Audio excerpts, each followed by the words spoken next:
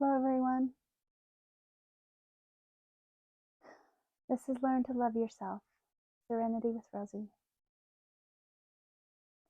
And the topic I want to talk about today is an arranged marriage. But first, take a deep breath.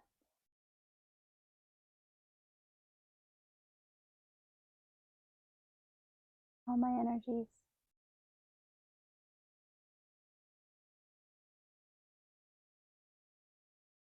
Ask the angels and our spirit guides to protect us while we have this conversation. So, in the church I was from, FLDS, you were born and raised to become a wife or a mother. And it's drilled into your head from the time you're little that is your whole purpose in life, is to become a mother, and you're to be a servant to everyone around you. And so all your learning, everything is geared toward helping others and being a benefit to others. Outside of that, you have no use. And so I was in a situation where my home life was pretty toxic and I was not happy. I'm not saying it was anyone's fault but my own, but it was toxic to me. Therefore, I had told, and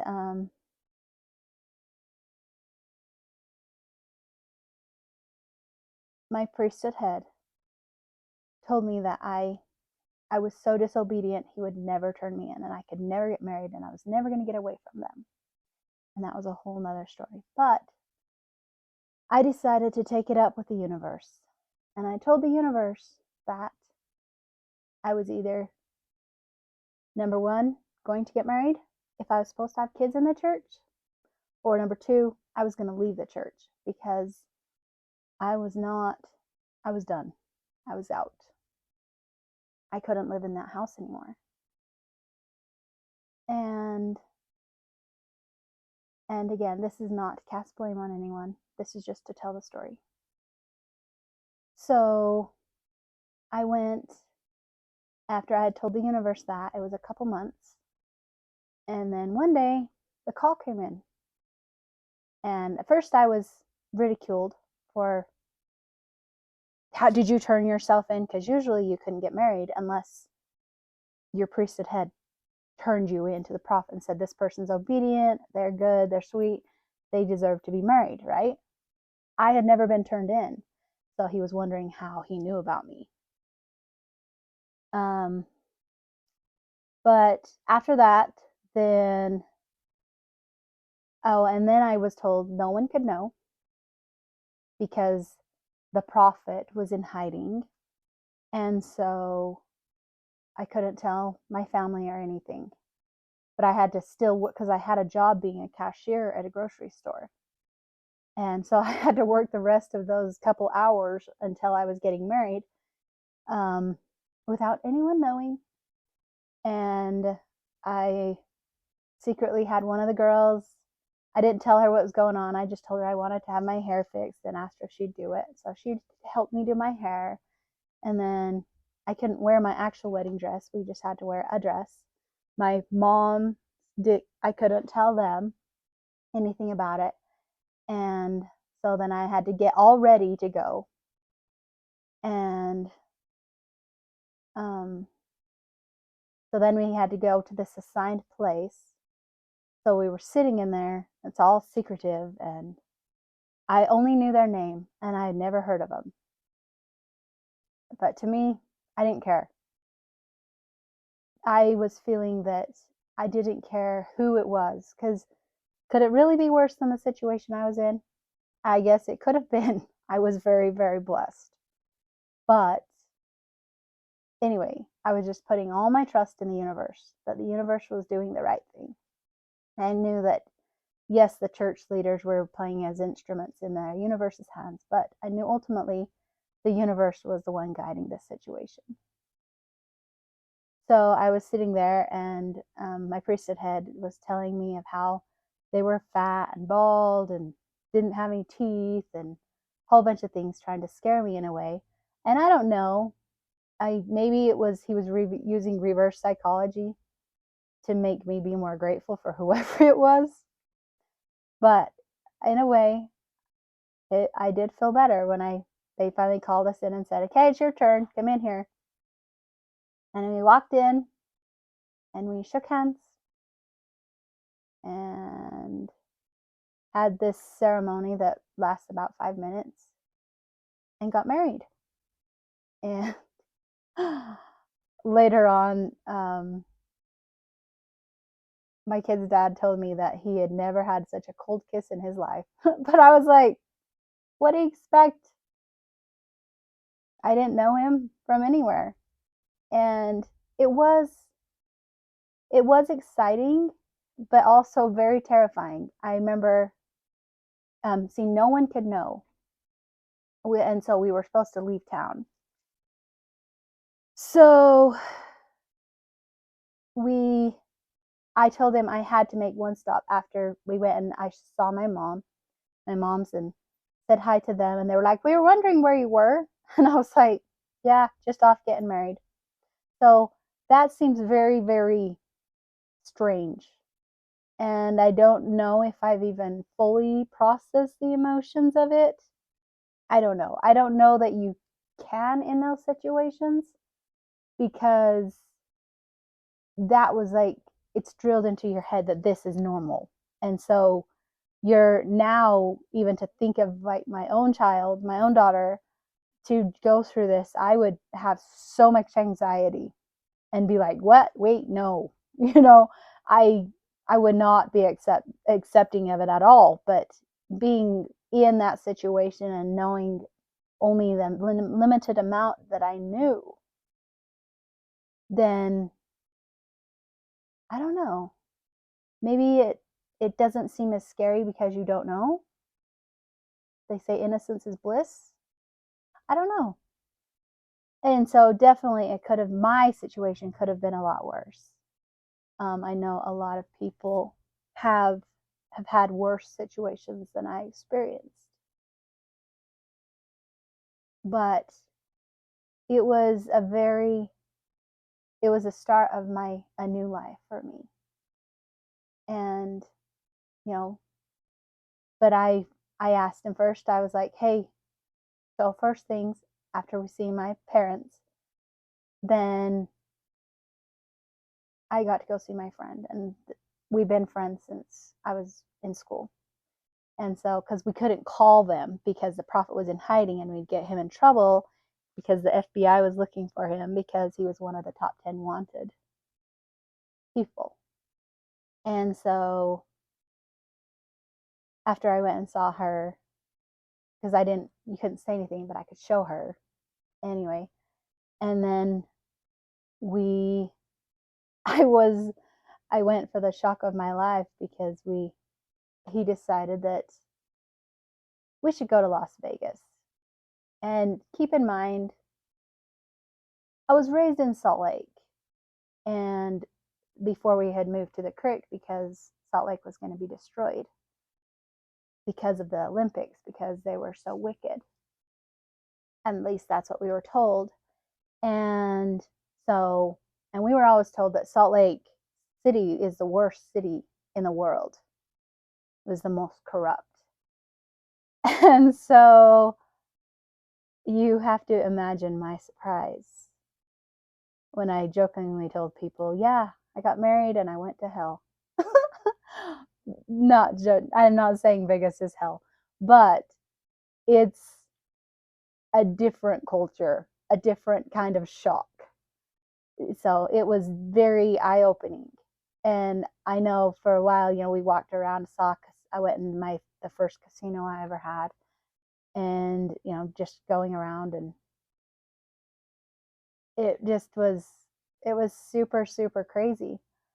But I know there was a certain point and I was just like, oh, because he kept grabbing my hand and I'm like, he wouldn't let go of it.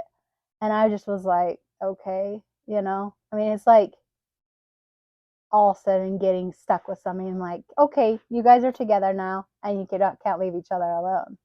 Not like wanting to leave each other alone. I don't know. I think he thought he would lose me in the crowd.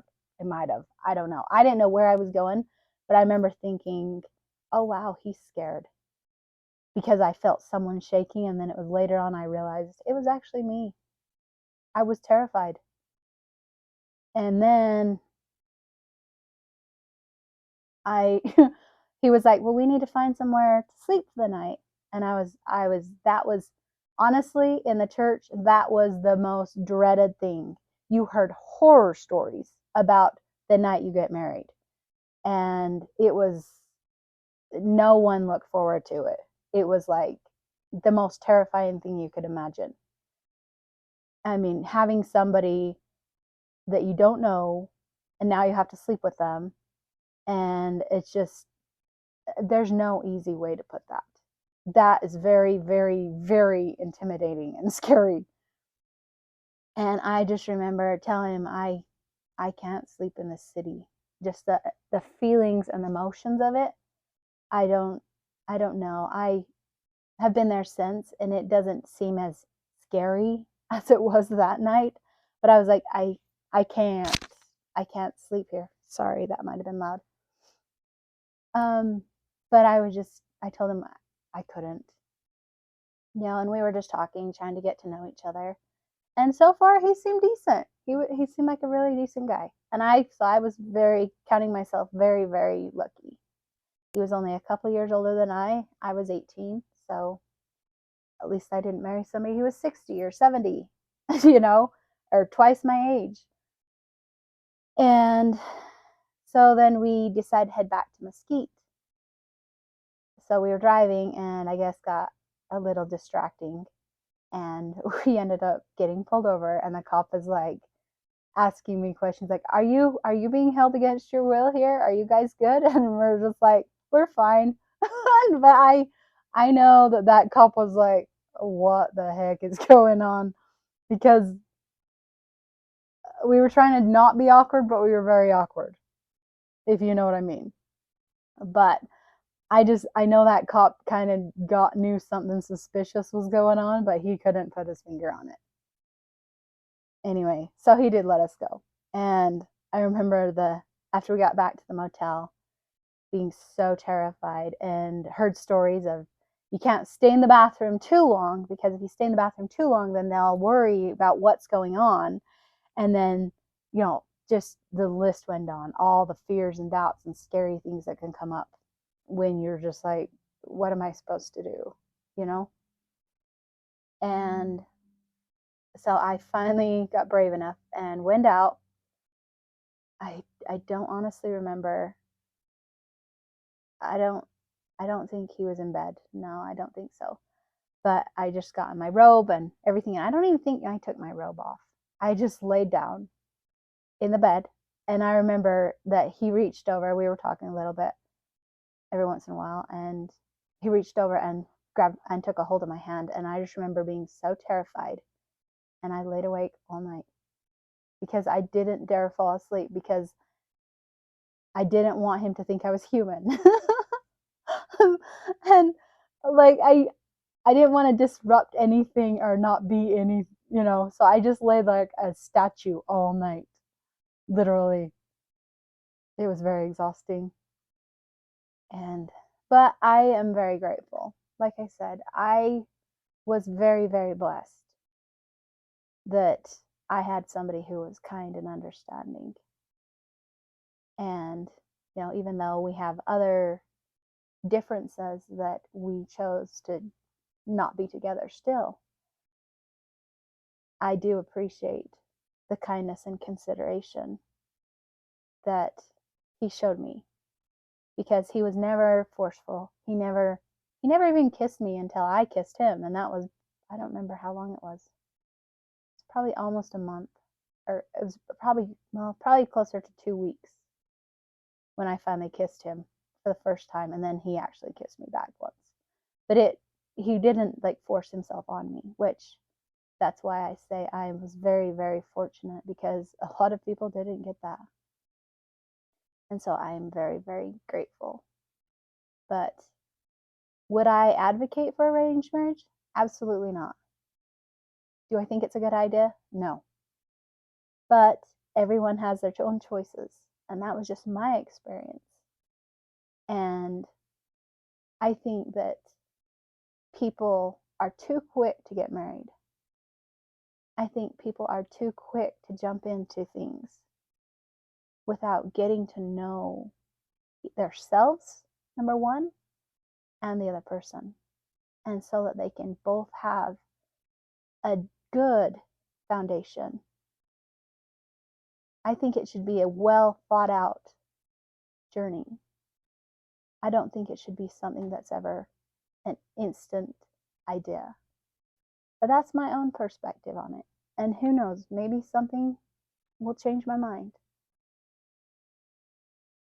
But I think that you have to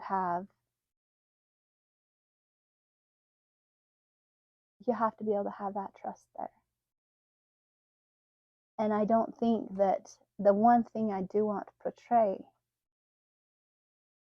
in the relationships I've tried and crazily messed up several situations, because out of the church, I didn't think that I was worthy of love.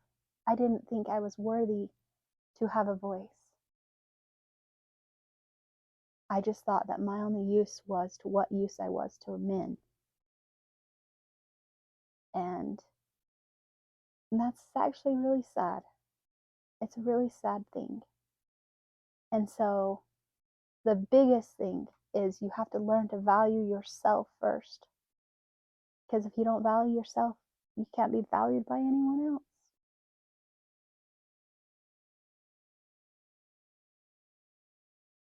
But that was my experience. So I don't know if you benefited from it or not, but there it is. I hope all of you have a wonderful day.